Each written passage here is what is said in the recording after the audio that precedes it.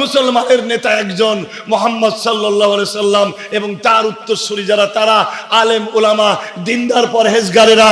আর বাকি সবাই নেতা নয়, এরা সবাই প্যাট নীতি করা লোক। মুসলমানের জাতির পিতা একজন, তিনি ইব্রাহিম আলাইহিস সালাম, আর বাকি সব ছাতা মাতা। কথা বলেন ঠিক কিনা?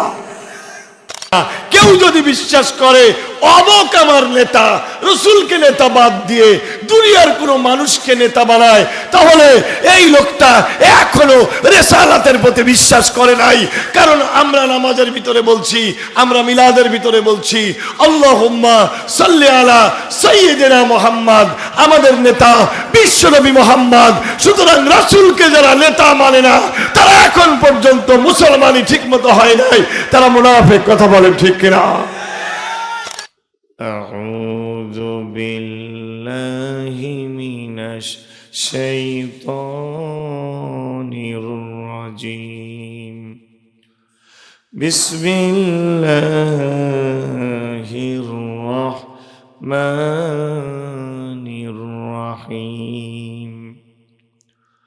ওয়াল আসরি ইন্নাল ইনসানা লাফি খুসর إلا الذين آمنوا وعملوا الصالحات وتواصوا بالحق وتواصوا بالصبر। হাজিরিন, আজ আমি আপনাদের সামনে একটি সূরা তেলাওয়াত করেছি। সূরার নাম সূরাতুল আসর। সূরার নাম কি বলেন? সূরাতুল আসর। সূরার ভিতরে আয়াত আছে মাত্র 3টি, কিন্তু ইমাম শাফি রাহমাতুল্লাহ আলাইহি বলেন, লাউ তাদাব্বারান নাসু ফি হাযিহিস সূরা লাওয়াসিআতহুম।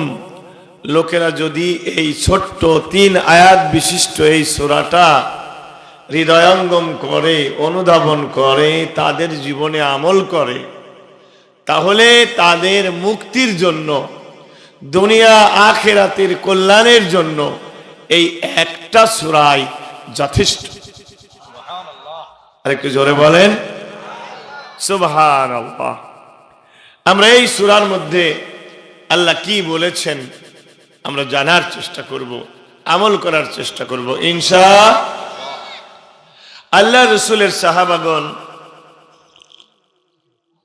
একজনের সাথে আর একজনের যদি দেখা হতো, তাহলে তারা বলতেন, ভাই তুমি সূরাতুল আসরের কথা ভুলে যেও না। সূরাতুল আসরের কথা একজন আরেকজনকে মনে করিয়ে দিতেন।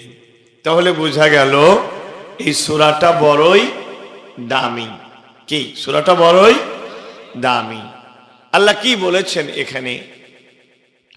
আল্লাহ তাআলা বলছেন, ওয়াল আসর, বাই টাইম, সময়ের কসম, ইন্নাল ইনসানা লাফি খুসর, ম্যান ইজ ইন লস, মানুষেরা ক্ষতির ভিতরে আছে।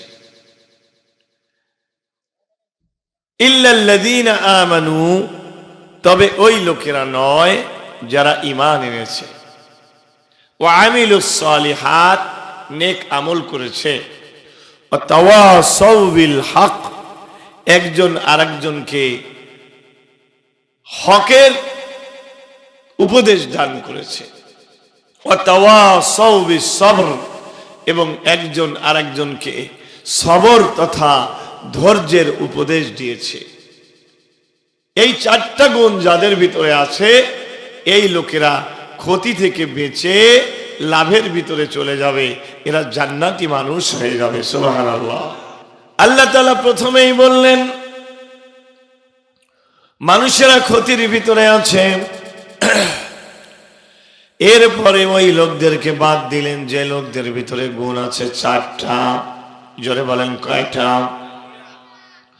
তবে কথাটি বলার আগে আমার আল্লাহ একটা কসম করলেন, ওয়াল্লাহ, সময়ের কসম। এখন প্রশ্ন হচ্ছে, আল্লাহ তাআলার আবার কসমের কি প্রয়োজন? আমরা যখন কাউকে কোনো কথা বিশ্বাস করাতে চাই, তখন আমরা কসম করি, কারণ আমরা ছোট, বড় কে? কে বড়? আল্লাহ বড়। এজন্য আল্লাহর নামে কসম করি। লোকদেরকে বুঝাই, ভাই আমি যদি মিথ্যা বলি তাহলে কিন্তু আল্লাহ আমাকে ধরবেন। আমার আল্লাহর চাইতে কি কেউ বড় আছে? তাহলে আল্লাহ আবার কেন কসম করেন? আল্লাহর চাইতে তো বড় কেউ নাই। এবং এখান থেকে বোঝা গেল আমাদের কসম এবং আল্লাহর কসম একরকম নয়। আমরা যখন কসম করি একটা কথাকে বিশ্বাস করানোর জন্য বলি, কিন্তু আমার আল্লাহ যখন কসম করেন, কসম করে তিনি যে বক্তব্যটি দেন ওই বক্তব্যের সঙ্গে কসমকৃত জিনিসের দারুণ মিল রয়ে যায়। আমার আল্লাহ এখানে বললেন মানুষ ক্ষতির ভিতরে। কিসের ভিতরে? মানুষ যে ক্ষতির ভিতরে, এটা বলতে আল্লাহ কসম করলেন সময়ের। তার মানে বোঝা গেল সময়ের সাথে মানুষের জীবনের ক্ষতির একটা দারুণ মিল রয়েছে। সময়কে যদি মানুষ কাজে না লাগায় তাহলে মানুষের জীবনে বিরাট ক্ষতি হয়ে যায়। আল্লাহু আকবার বলেন। সময়কে কাজে না লাগালে কি হয়ে যায়? ক্ষতি হয়ে যায়। এজন্য ইংরেজিতে একটা কথা আছে, time and tide wait for none. সময় এবং নদীর স্রোত কারোর জন্য অপেক্ষা করে না। আগহা আপনি মাউত সে কোই বশর নেহি, সামান সা বরস কা হ্যায় কাল কি খবর নেহি। কবি সুন্দর করে বলছেন, তোমার অবস্থা দেখে মনে হয় তুমি 100 বছর বাঁচবে, কিন্তু আগামীকাল বাঁচবে কিনা তার কোনো গ্যারান্টি নাই। তোমার সময় কিন্তু ফুরিয়ে যাচ্ছে। যেদিন তুমি দুনিয়াতে এসেছিলে সেদিনই তোমার হায়াতটা নির্ধারণ করে দেওয়া হয়েছে। ওই হায়াত একটুও বাড়বে না, একটুও কমবে না। তোমার হায়াতটা ফিক্সড। ইদা জাআ আজালুহুম লা ইস্তাখিরুনা সাআতাও ওয়ালা ইস্তাকদিমুন। মরণের সময় যখন আসবে, মরণের চিঠি যখন আসার সময় হবে, একটু আগেও আসবে না, একটু পরেও আসবে না, কিন্তু সেই মরণ আগায় আসতেছে, তুমি সময় নষ্ট করছো। কথা বলেন ঠিক কিনা? এজন্য আল্লাহ সময়ের কসম করে বললেন, বান্দা সময় থাকতে সতর্ক হয়ে যাও। সুবহানাল্লাহ বলেন। আমার কথা আপনারা বুঝতে পারতেছেন সবাই? যদি একটু মনোযোগ দেন কথাগুলো আমাদের উপকারে লাগবে ইনশাআল্লাহ। আমার ভাইয়েরা, আমাদেরকে আল্লাহ যে একটা হায়াত দিলেন, এই হায়াতটা যেমন ফিক্সড। পরীক্ষার হলে মানুষ যখন পরীক্ষা দেয়, ওই পরীক্ষার হলের টাইমটাও থাকে কিন্তু ফিক্সড। ঠিক কিনা বলেন? কোন ছাত্র যদি লেখাপড়া বাদ দিয়ে একজনের কলম দিয়ে গুতা মারে আর একজনের সাথে গল্প করে, তাহলে উস্তাদ ডেকে বলে, ও ছাত্র ঘড়ির দিকে তাকাও, তোমার টাইম কিন্তু ফুরিয়ে যাচ্ছে। তুমি যদি সময়ের লেখা সময় না শেষ করতে পারো তাহলে তুমি পরীক্ষায় ফেল মেরে যাবে। আল্লাহ তাআলা আমাদের তেমন কি জানালেন, বান্দারে আমি যে তোমাকে দুনিয়াতে প্রেরণ করেছি, তোমার দেহের ভিতরে কিন্তু একটা আমি ঘড়ি দিয়েছি। এই ঘড়িটা সবসময় tick tick tick tick tick tick করে বাজছে। একদিন তোমার এই ঘড়িটা বন্ধ হয়ে যাবে। ওই বন্ধ হওয়ার আগে যদি তুমি নেক আমল না করতে পারো তাহলে কিয়ামতে আফসোস করে বলতে হবে, ইয়া লাইতানি কুনতু তুরাবা, হায় আমি যদি মানুষ না হয়ে মাটি হতাম আমার জন্য ভালো হতো। কথা বলেন লিল্লাহি তাকবীর। একটু হাত তুলে বলেন লিল্লাহি তাকবীর। শিক্ষা আছে না নাই? ঠিক ঠিক ঠিক ঠিক যেই ঘড়িটা বাজে ঠিক ঠিক বাজে, কেউ কি জানে সেই ঘড়িটা লাগবে কয়দিন কাজে, ঠিক না? ঝকঝক তক তক করে যতদিন ঘড়ির চেহারা, ততদিন তারে কিনতে যায় যে খরিদ্দারেরা। সময় মতো সময় দিলে সবখানে বিরাজে, কেউ কি জানে সেই ঘড়িটা লাগবে কয়দিন কাজে। আপনার হায়াত যখন ঠিক থাকে, যৌবন যখন ঠিক থাকে, যৌবন চলে গেলে কারোর কাছে কোনো দাম থাকে? ঘরের বিবিও আর দাম দেয় না, নিজের ছেলেও আর দাম দেয় না, কয় বুড়া মরে না কেন, ঠিক কিনা বলে? হায় হায় হায় হায়, দিন চলে যায়, কোরআন পড়লাম না, কত নভেল নাটক পড়লাম, হাদিস ধরলাম না, সত্যিকারের খাঁটি মুমিন মুসলিম হলাম না যে। কেউ কি জানে সেই ঘড়িটা লাগবে কয়দিন কাজে? বলেন ঠিক ঠিক ঠিক ঠিক, যেই ঘড়িটা বাজে ঠিক ঠিক বাজে, কেউ কি জানে সেই ঘড়িটা লাগবে কয়দিন কাজে।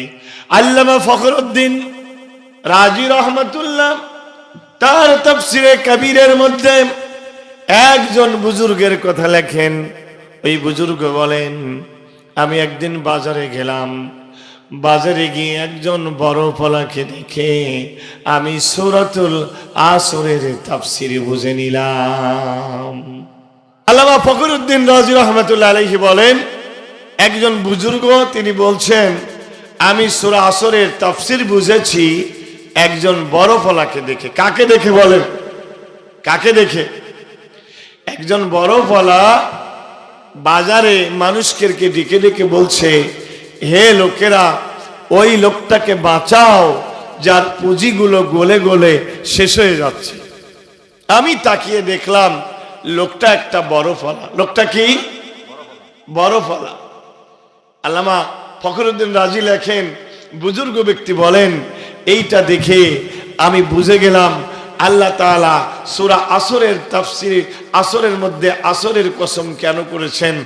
এই বড় ফলা যদি সময়ের বড় সময়ে বেচতে না পারে, ওর যেমন চালান শেষ, একজন মানুষ যদি তার হায়াত থাকতে কাজ না করে যেতে পারে, তাহলে ওর চালান, ওর পুঁজি শেষ, এই লোকটা বিরাট ক্ষতির ভিতরে পড়ে যাবে। এজন্য আল্লাহ সূরাতুল আসরের মধ্যে সময়ের কসম করেছেন। আল্লাহু আকবার বলেন। এটা একটা তাফসীর। আরেকটা তাফসীর হচ্ছে, আল্লাহ মহাকাশে মহাকালের দিকে তাকাতে বলেছেন। আসর মানে মহাকাল। আল্লাহ বলছেন মহাকালের দিকে তাকাও। কেউ কিন্তু দুনিয়ায় চিরকাল থাকে না। ফেরাউনও নাই, নমরুদও নাই, হামান বিরাট সম্পদের পাহাড় গড়েছিল, নবী মুসার দাওয়াত গ্রহণ করে নাই, কিন্তু ওর সম্পদ তাকে বাঁচাতে পারে নাই। নমরুদকেও তার রাজত্ব রক্ষা করতে পারে নাই। আমাদের দেশের পতিত স্বৈরাচার যারা চলে গেল, যারা বলেছিল 41 সাল পর্যন্ত থাকবো, তারাও ক্ষমতায় চিরস্থায়ী থাকে নাই। এটাই দুনিয়ার নিয়ম। কথা বলেন ঠিক কিনা? ঠিক কিনা? মাঝে মাঝে গোরস্থানে যান, গোরস্থানে গিয়ে দেখেন এখানে কত মানুষ ঘুমিয়ে আছে, এখানে কত মন্ত্রী আছে, এমপি আছে, চেয়ারম্যান আছে, কত হাজি কাজী, পীর সাহেব, মাওলানা, মাতব্বর, সরকার, প্রামাণিক সব আছে, কিন্তু কারোর কোনো পরিচয় নাই। সবার একটা পরিচয়, লাশ। সবাই আজ কবরবাসী। আপনি তাদের জন্য একটু দোয়া করবেন, এই দোয়ার মুহতাজ তারা, অপেক্ষায় আছে, হায় একটু কেউ যদি দোয়া করে দিত। ঠিক কিনা ভাই? আল্লাহ এই জন্য সূরাতুল আসরের ভিতরে আসরের কসম করে আমাদেরকে সতর্ক করলেন, বান্দা তুমি বাঁচতে পারবে কেবলমাত্র 4টা কাজ করলে। জোরে বলেন কয়টা? 4টা। বয়ান শুনবেন তো ইনশাআল্লাহ? আল্লাহ তাআলা বললেন, ইল্লাল্লাযীনা আমানু, তবে এই ক্ষতি থেকে বেঁচে যাবে যাদের মধ্যে ঈমান আছে, আমাদের মধ্যে ঈমান আছে তো? আরেকটু জোরে বলেন। সবার মধ্যে আছে। ঈমান আছে কিনা এই ব্যাপারে জানি না, বলা যাবে না। খেয়াল করেন, ঈমান আছে কিনা এই ব্যাপারে ইনশাআল্লাহ বলা জায়েজ নাই।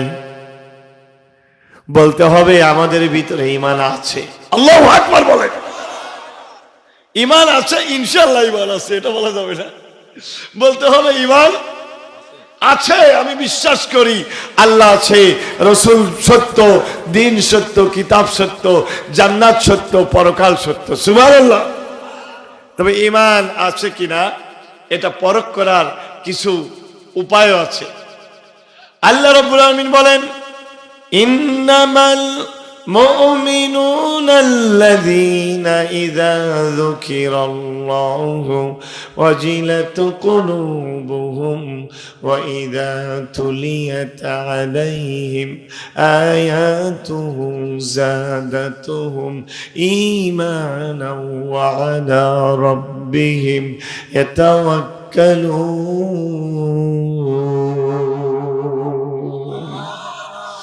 রব্বুল আলামিন বলেন, মুমিন তো তারাই, তাদের নাম, তাদের সামনে যদি আল্লাহর নাম নেওয়া হয় তাদের অন্তর কেঁপে ওঠে।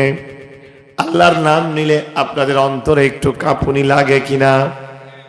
ওয়াইদা তুলিয়াত আলাইহিম আয়াতুহু, আর তাদের সামনে যদি আল্লাহর কোরআনের আয়াত তেলাওয়াত করা হয়, যাদাতহুম ঈমানা, তাদের ঈমান বেড়ে যায়। আর একটু জোরে বলেন সুবহানাল্লাহ। ওয়া আলা রাব্বিহিম ইয়াতাওয়াক্কালুন, আর এই লোকেরা সব সময় ভরসা করে কার উপরে? কঠিন বিপদে দুঃসময়ে যদি আল্লাহর প্রতি আপনার ভরসা ঠিক থাকে তাহলে বুঝতে হবে আপনার ঈমান মজবুত আছে। সুবহানাল্লাহ। ঈমানের কালেমা কোনটা? লা ইলাহা মুহাম্মাদুর রাসূলুল্লাহ, এটা ঈমানের কালেমা। আর ঈমানের রুকন কয়টি? 7টি। জোরে বলেন কয়টি? আমানতু বিল্লাহি, আমি ঈমান আনলাম আল্লাহর প্রতি, ওয়া রাসূলিহি, রাসূলের প্রতি, রসুলিহি, রসুলগণের প্রতি, অকুতুবিহি, কিতাব সমূহের প্রতি, ওয়াল ইয়াউমিল আখিরি, আর পরকাল দিবসের প্রতি, তাই না?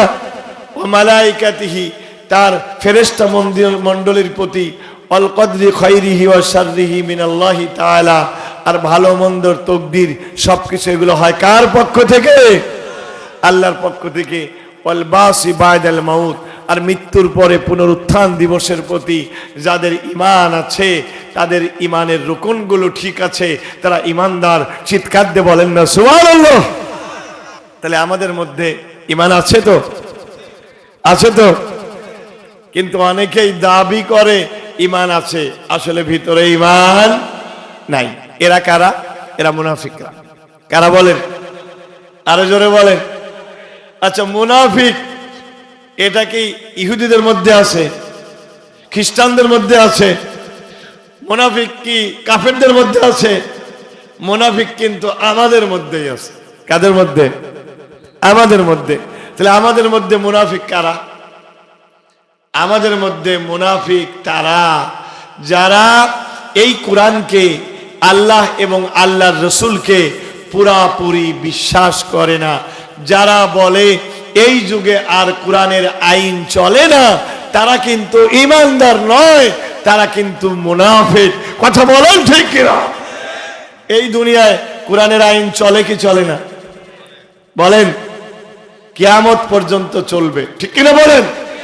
এটা যদি কেউ বিশ্বাস না করে, এই যে দুদিন আগে বাংলাদেশের একজন নেতা, আমি নাম বলবো না, ভাসুরের নাম নেওয়া মানা, কেমন?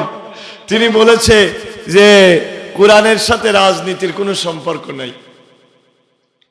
আপনারা কি মনে করেন কোরআনের সাথে রাজনীতির সম্পর্ক নাই? আরেকটু জোরে বলেন। রাজনীতি কাকে বলে? রাজনীতি হচ্ছে নীতির রাজা, রাজার নীতি। এই দুনিয়ার, আখেরাত, পরকাল, আসমান জমিনের রাজা কে? রাজাধিরাজ কে? ওই আল্লাহর নীতি তো কোরআন। সুবহানাল্লাহ বলবেন না? তাহলে কোরআনে রাজনীতি আছে না নাই?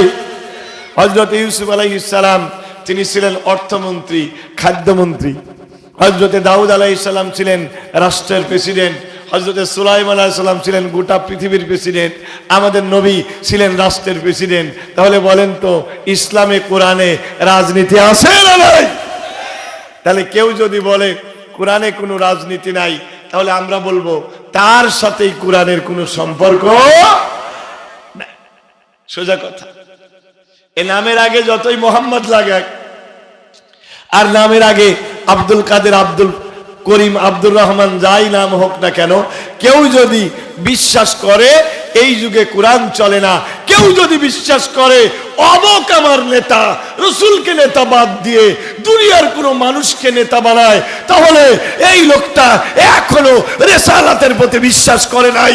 কারণ আমরা নামাজের ভিতরে বলছি, আমরা মিলাদের ভিতরে বলছি আল্লাহুম্মা সাল্লি আলা সাইয়্যিদিনা মুহাম্মদ, আমাদের নেতা বিশ্বনবী মুহাম্মদ।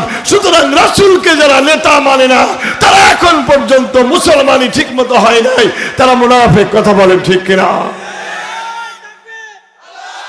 সমাধান, ও সমাধান চাও যদি জীবনে মরণে, ফিরে চাও খুঁজে নাও চোখ রাখো কোরআনে। মারহাবা বলেন।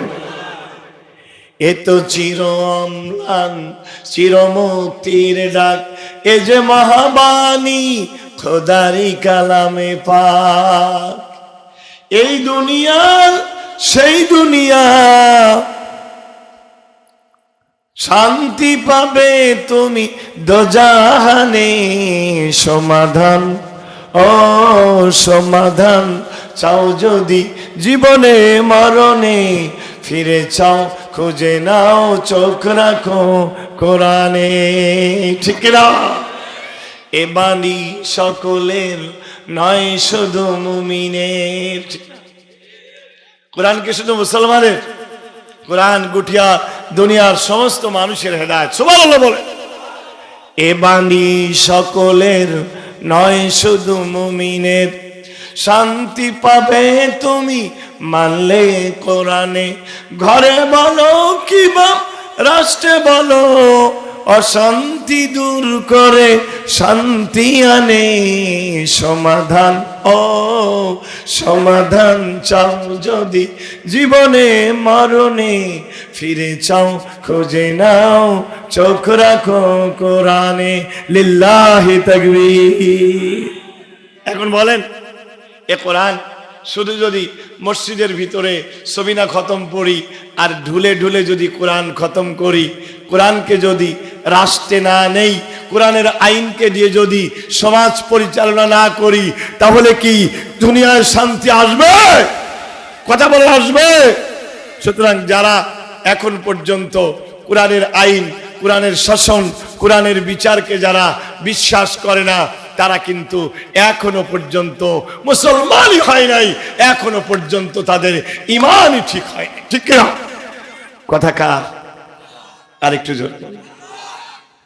আল্লাহ রাব্বুল আলামিন কোরআনে কারীমে বলেন, ফালা ওয়া রাব্বিকা লা ইউমিনুনা হাত্তা ইউহাক্কিমুকা ফীমা শাজারা বাইনাহুম সুম্মা লা ইয়াজিদু ফী আনফুসিহিম হারাজান মিম্মা কাদাইতা ওয়া ইউসাল্লিমু তাসলিমা।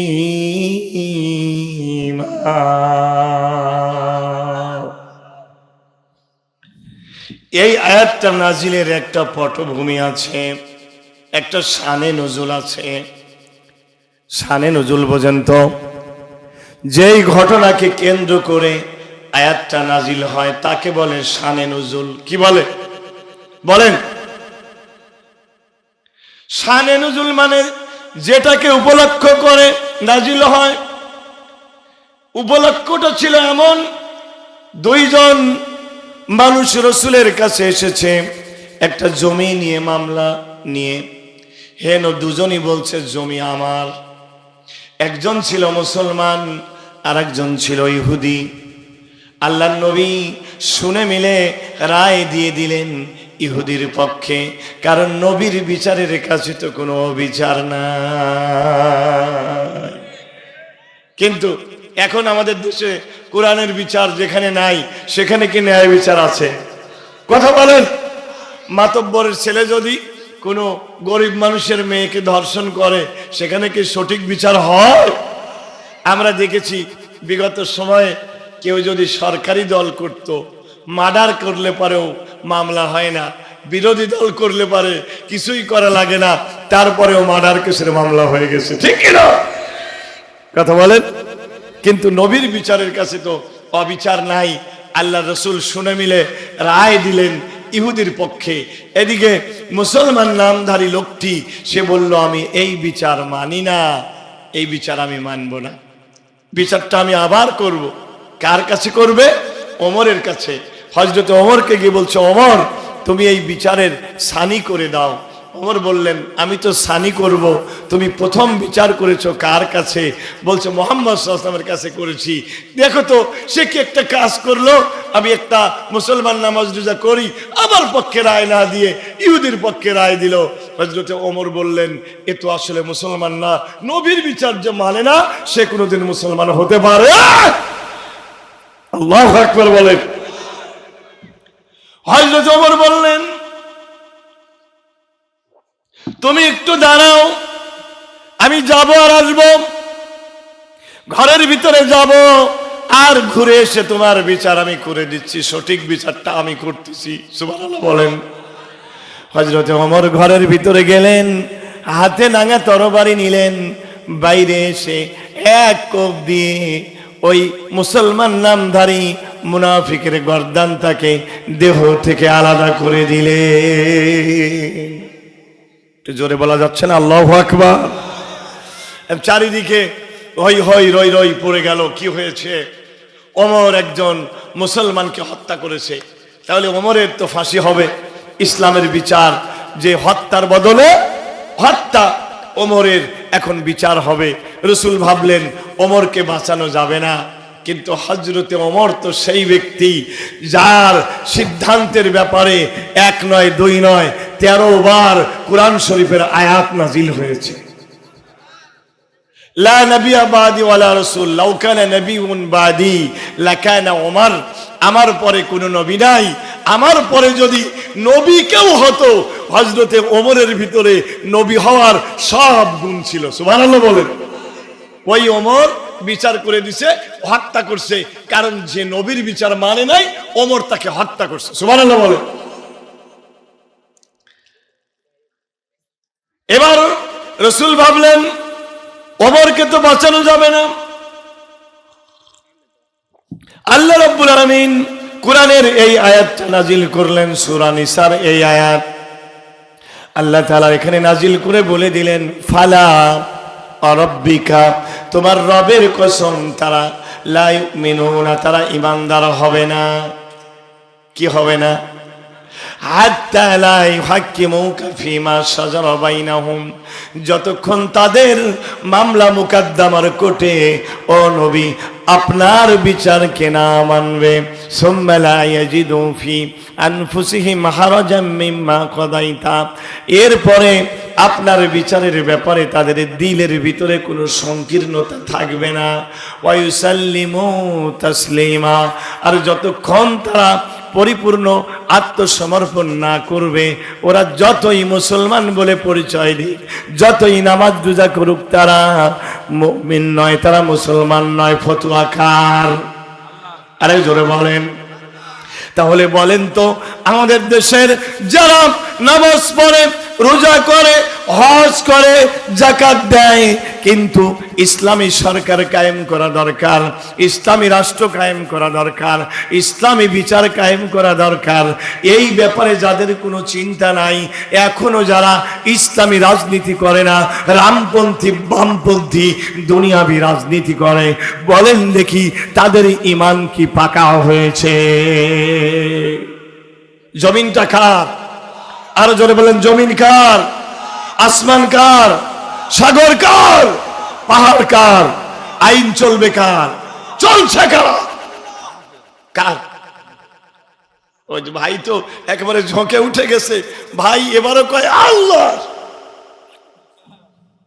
কিন্তু ভাই এটা জোশে করছে, ভাইয়ের জোশ ভালো, বুঝে করে, ঠিক কিনা বলেন, কথা বলেন। কিন্তু আল্লাহ যেন ভাইকে অত সোনামেলা না করে সোজা জান্নাতে দিয়ে দেয়, জোরে বলেন আমিন। বান্দা তুই আমার ব্যাপারে এত সাদা সিধা, যা তোর হিসাব টিসাব দরকার নেই, জান্নাতে চলে যা, সুবহানাল্লাহ। জমিন কার? আইন চলবে কার? চলছে কার? এই দেখি, আচ্ছা না ঠিক আছে, ওটাও ঠিক, আল্লাহর আইন চলছে, চলছে আকাশে বাতাসে, সাগরে পাহাড়ে, নদীতে জঙ্গলে। আমাদের বাংলাদেশে কি আল্লাহর আইন আছে? আল্লাহর আইন কি বলেছে?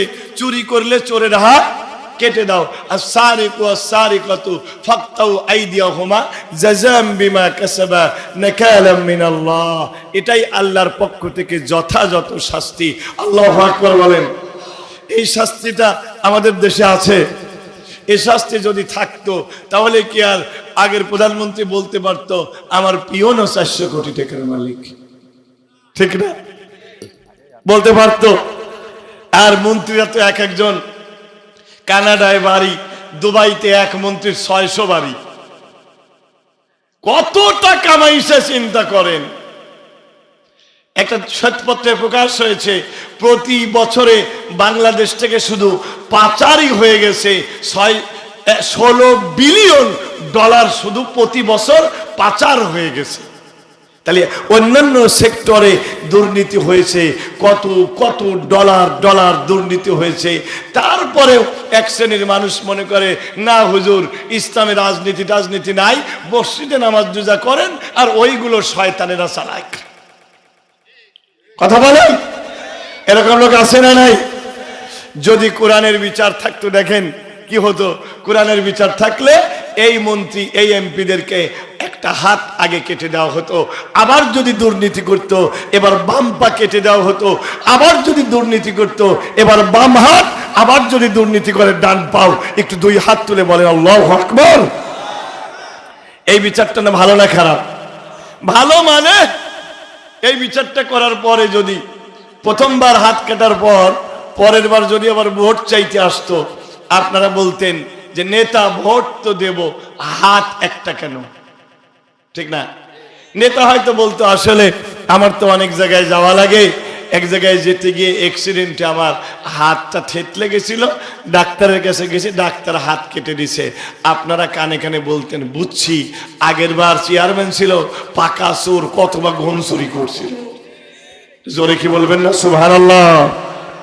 আল্লাহ এই কথাই কোরআনে বলেন, আফা হুকমাল জাহিলিয়াতি ইয়াবগুন ওয়ামান আহসানু মিনাল্লাহি হুকমান লিকাওমিন ইউকিনুন। হে মানুষেরা, ঈমানদারেরা, তোমাদের কি হলো?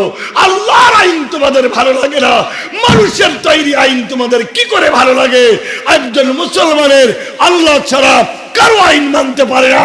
সুতরাং এই জমিন যার, আইন চলবে তার। বাংলার জমিনে আগামী দিনে কোরআন দিয়ে রাষ্ট্র চলুক। কারা কারা চান হাত তুলে আল্লাহকে দেখান।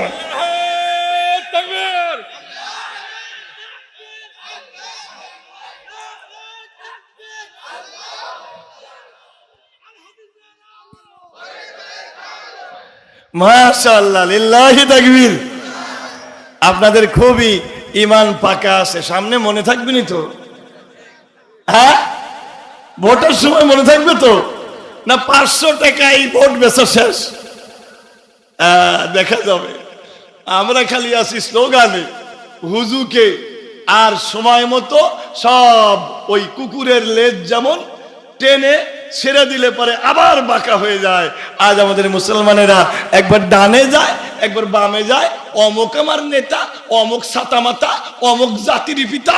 হ্যাঁ মুসলমান, মুসলমানের নেতা একজন, মুহাম্মদ সাল্লাল্লাহু আলাইহি সাল্লাম, এবং তার উত্তরসূরি যারা তারা আলেম উলামা, দিনদার পরহেজগারেরা।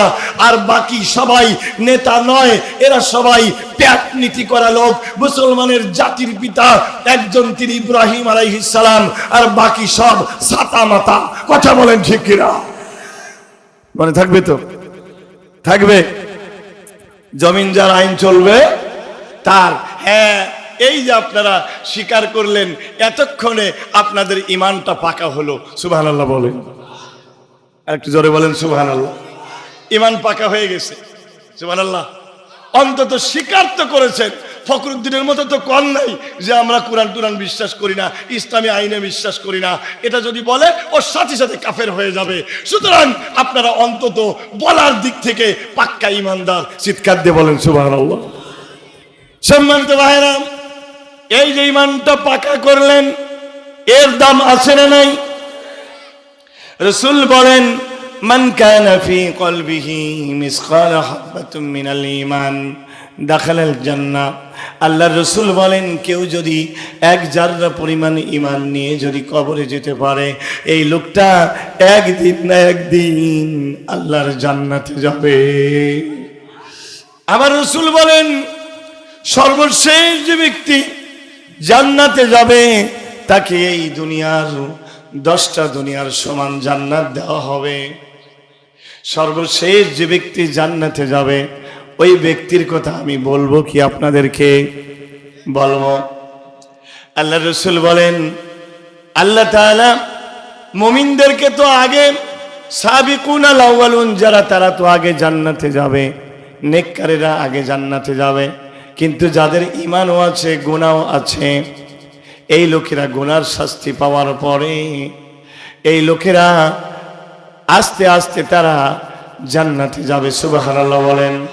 কিন্তু সর্বশেষ যে ব্যক্তি জান্নাতে যাবে ওই লোকটি জাহান্নামের আগুনে পুড়তে পুড়তে কয়লার মতো কালো হয়ে যাবে। লোকটির চেহারা কয়লার মতো কালো হয়ে যাবে। আল্লাহ তাআলার দয়া হবে, ইমানের কারণে আল্লাহ বান্দার দিকে তাকাবেন। বান্দার দিকে তাকিয়ে ফেরেশতাদেরকে বলবেন, যাও যাও যাও, আমার অমুক বান্দা, ওর ইমানটা পাকা ছিল, আমলে ঘাটতি ছিল, ওকে জাহান্নামের আগুন থেকে বের করে আনো। জাহান্নামের আগুন থেকে বের করে আনা হবে। আল্লাহ ডাক দিয়ে বলবেন, ও আমার বান্দারে, বলো তুমি আমার কাছে কি চাও? বান্দা বলবে, আল্লাহ আমি তোমার কাছে আমার গুনাহগুলোর ক্ষমা চাই। আল্লাহ বলবেন, তোমার গুনাহগুলো বান্দা ঈমানের কারণে আমি মাফ করে দিলাম। এবার আল্লাহ বলবেন, বান্দা তুমি এখন আমার কাছে কি চাও? লোকটি বলবে, আল্লাহ আমি তোমার কাছে জান্নাত চাই। আল্লাহ বলবেন, যাও আমার বান্দাকে জান্নাতের ঝর্ণাধারা থেকে গোসল করায় আনো। রাসূল বলেন, এই লোকটাকে যখন জান্নাতের ঝর্ণা থেকে গোসল করানো হবে, এর চেহারা পূর্ণিমার চাঁদের চাইতে উজ্জ্বল হয়ে যাবে। এবার আল্লাহ বলবেন, বান্দারে এখন তুমি কি চাও? বান্দা বলবে, আল্লাহ জান্নাত চাই। আল্লাহ তাআলা বলেন, আল্লাহ যখন এই লোকটাকে যেই জান্নাত দেবে ওই জান্নাতটা হবে এই দুনিয়ার 10টা দুনিয়ার সমান। তাহলে ঈমান পাকা করার দরকার আছে না নাই? আপনাদের ঈমান তো পাকা আছে, নামাজ পড়েন, কিন্তু অনেকেই আছে যারা নামাজ পড়ে না, কয় ঈমান পাকা আছে না নাই? বলেন। হুজুর নামাজ পড়ি না, তাই কি আমার ঈমান পাকা? কয় তোমার নামাজ পড়ো না, ঈমান কেমনে পাকা? কয় আমি ঈমানের বাপ। কার বাপ? একই সেই ঈমান। বলেন, সেই ঈমান যে ঈমান প্রয়োজনে জ্বলে ওঠে না, যে ঈমান সত্য ন্যায়ের কথা বলে না, যে ঈমান মসজিদে নাই, যে ঈমান অন্তরে নাই, মুখে শুধু ফাঁকা বলি, কিভাবে তারে বলো ঈমান বলি, কিভাবে তারে বলো ঈমান বলি। ঠিক না? ঈমানের পরে প্রথম কাজ কি? নামাজ। আরেকবার জোরে বলেন, আরেকবার জোরে বলেন। এই জন্য আল্লাহ তাআলা 4টি কাজের ভিতরে 2 নম্বরে বললেন নেক আমল। আমানু আমিলুস সালিহাত, ঈমান আনবে এবং নেক আমল করবে। তোমার ঈমান যে ঠিক আছে তার প্রমাণ হচ্ছে তোমার নামাজ। তোমার ঈমান যে ঠিক আছে তার প্রমাণ তুমি সুদ খাও না। তোমার ঈমান যে ঠিক আছে তার প্রমাণ তুমি ঘুষ খাও না। তোমার ঈমান যে ঠিক আছে তার প্রমাণ তোমার জমি জমা তুমি ছেলের নামে লিখে দাও না। তুমি যদি নামাজও পড়ো, রোজাও করো, হজও করো, কিন্তু ঘুষ খাও, তুমি ঈমানদার নও, তুমি পাক্কা মুনাফিক। কথা বলেন ঠিক কিনা? ঈমানের পরিচয় আমল। ঈমানের পরিচয় কি? আমল। বৃক্ষ তোমার নাম কি? ফলে পরিচয়। ফল যে গাছের ধরে না সে গাছকে আমরা ভালো গাছ বলি না। ওই পেঁপে গাছ ফল ধরে না, কেটে ফেলি, ঠিক কিনা? যার ফল নাই সে ঈমানদার নয়। রাসূল বলেন বাইনাল আবদি ওয়া বাইনাল কুফরি তারকুস সালাহ। মুমিন আর কাফিরের ভিতরে পার্থক্য হচ্ছে নামাজ। যার নামাজ আছে তার ঈমান আছে, যার নামাজ নাই তার ঈমান। কথা বলেন, যারা বলেন। ইমাম আবু হানিফার মতে ইমাম তিনটি জিনিসের নাম। আর ইমাম ইমানু আত-তাসদীক বিল জিনান, এক নাম্বার অন্তর দ্বারা বিশ্বাস। এক নাম্বার কি? অন্তর দ্বারা বিশ্বাস। দুই নাম্বার ওয়াল আল ইকরার বিল লিসান, মুখে স্বীকৃতি, মুখে স্বীকৃতি। আর তিন নাম্বার ওয়াল আমালু বিল আরকান, আর বাস্তবে কাজে প্রমাণ করার নাম ঈমান। সুবহানাল্লাহ বলেন। আল্লাহ রাব্বুল আলামিন সূরাতুল মুমিনুনের ভিতরে প্রকৃত ঈমানদারের পরিচয় দান করতে গিয়ে আল্লাহ বলছেন ক্বাদ আফলাহাল মুমিনুন আল্লাযীনা হুম ফি সালাতিহিম খাশিউন। পেছনের বাবারা শুনতেছো তোমরা? একটু সবাই একসঙ্গে বলো আল্লাহু আকবার। যুবক ছেলেরা শুধু ডিজিটাল ওয়াজ চায়, ঠিক না? সবাই বলো আল্লাহু আকবার। আল্লাহ বলেন সফল হয়ে গেছে মুমিনেরা, মুমিনদের জিন্দেগি সফল হয়ে গেছে। আল্লাযীনা হুম ফি সালাতিহিম খাশিউন, ওই মুমিনদের এক নাম্বার গুণ হচ্ছে তারা তাদের নামাজের ভিতরে বিনয়ী। সুবহানাল্লাহ বলেন।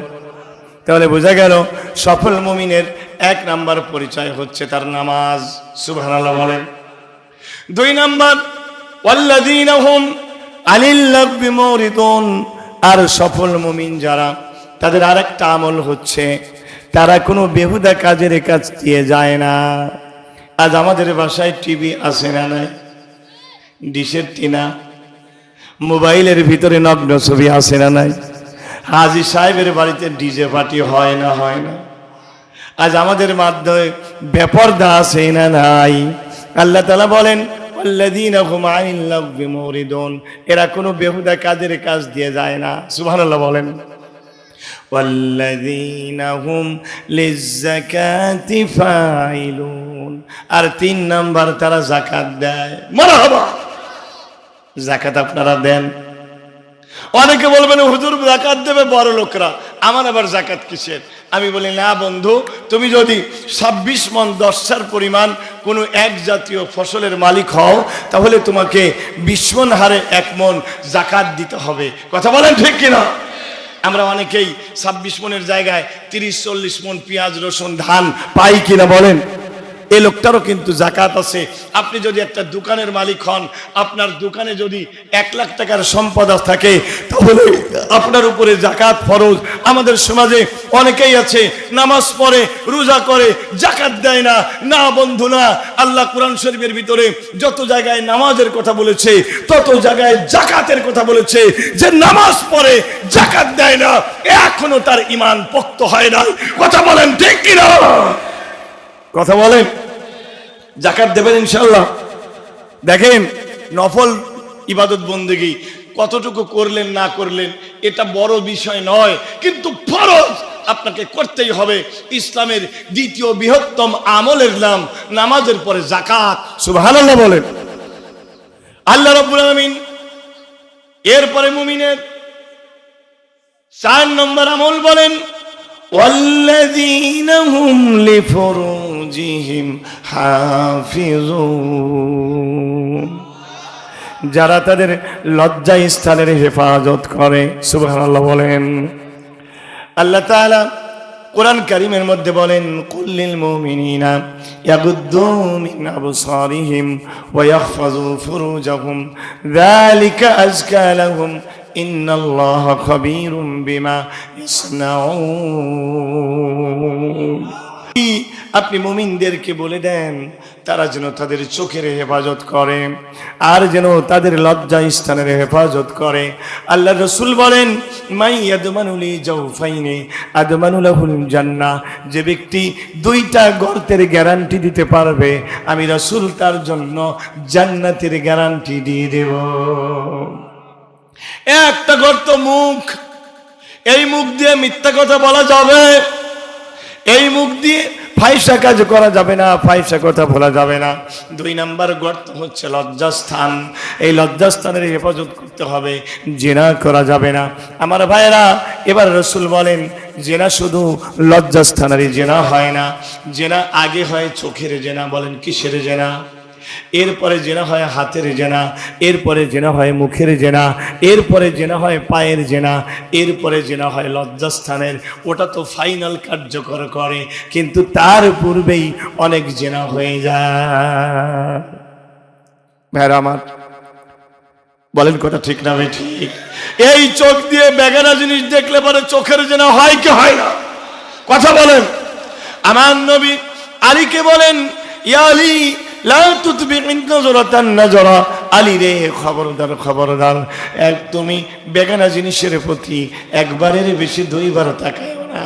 ফাইন্না লাকাল উলা ওয়া লাইসা লাকাল আখিরা, কারণ প্রথমবার তুমি যখন তাকাও দৃষ্টি তোমার থাকে, দ্বিতীয়বার আবার যখন তাকাও দৃষ্টি তোমার থাকে না, দৃষ্টি শয়তানের হয়ে যায়।